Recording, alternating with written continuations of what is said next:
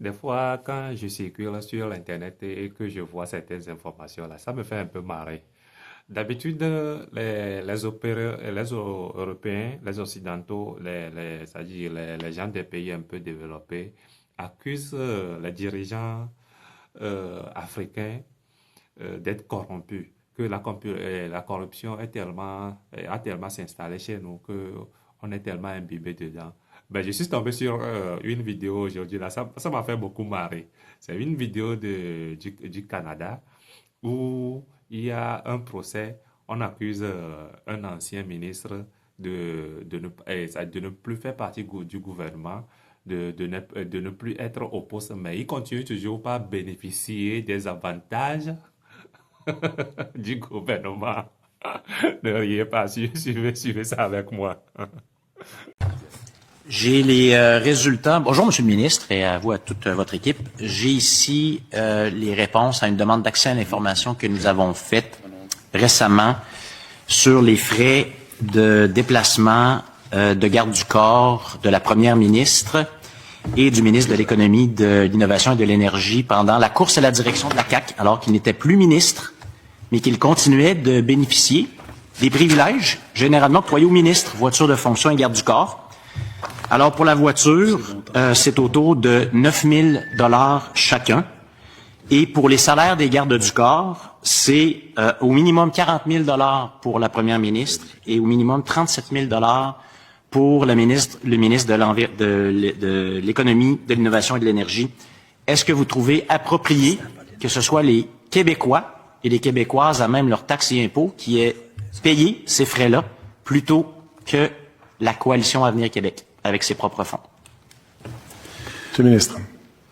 Oui, je pense que c'était pertinent parce que, je pense qu'assurer la sécurité des élus parlementaires qui sont menacés ou qui peuvent être menacés, ça relève de l'État. Puis là, on avait 2 personnes qui aspiraient au poste de premier ministre. Il était fort possible que lors des prises de position de ces gens-là, un des 2 allait devenir premier ministre ou première ministre dans quelques semaines, que des Québécois veuillent les prendre à partie pas mal plus que n'importe quel kidam qui s'exprime sur les médias pour prendre la même prise de position, la même déclaration par quelqu'un qui sera peut-être premier ministre dans 2 semaines versus quelqu'un d'autre. Je pense qu'il y avait une nécessité de protéger. Et si on ne le fait pas et qu'il arrive quelque chose, tout le monde disait, voyons, c'est une évidence. Mon collègue appartient à la formation politique du Parti québécois. Il est arrivé un drame, un attentat près de Pauline Marois. On veut pas que ce genre de... Merci. Monsieur le député Jean Talon. Ma question n'est pas sur le principe de la protection, c'est sur qui doit la payer. Est-ce que vous trouvez approprié que ce soit les Québécoises et les Québécois qui aient payé pour des services qui sont octroyés aux ministres, mais là, ce n'étaient plus des ministres, ils n'étaient plus dans leur fonction de ministre, plutôt que la CAQ? Est-ce que la CAQ devrait offrir de payer ou de rembourser ces frais-là?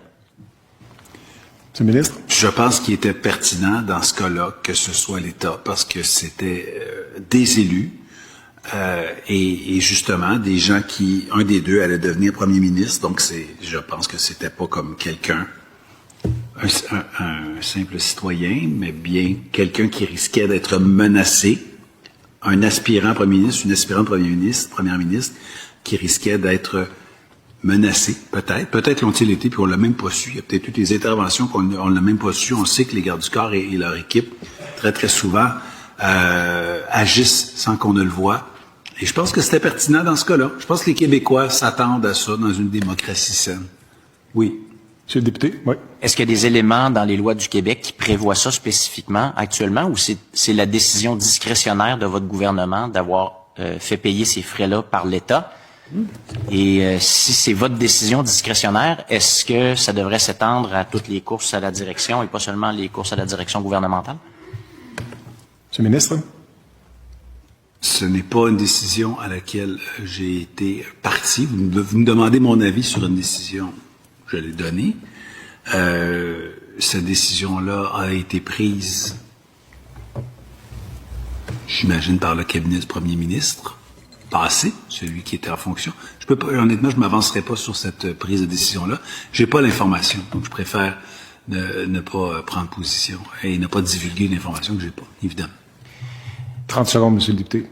Très bien. Je n'ai pas l'ensemble des frais de déplacement, les frais de chambre, les frais de nourriture, je n'ai pas les frais d'essence. Est-ce que vous pourriez prendre un engagement à me transmettre cette information-là et à me dire justement sur quelle base ont été prises les décisions, parce que je n'ai pas non plus cette information-là. Ben, si on est capable d'obtenir l'information, vous avez sorti quelques chiffres tout à l'heure, mais dans le fond, lorsqu'il y a un garde du corps, il y a des frais pour le garde du corps. Évidemment, là, cette personne-là ne paie pas ses nuitées.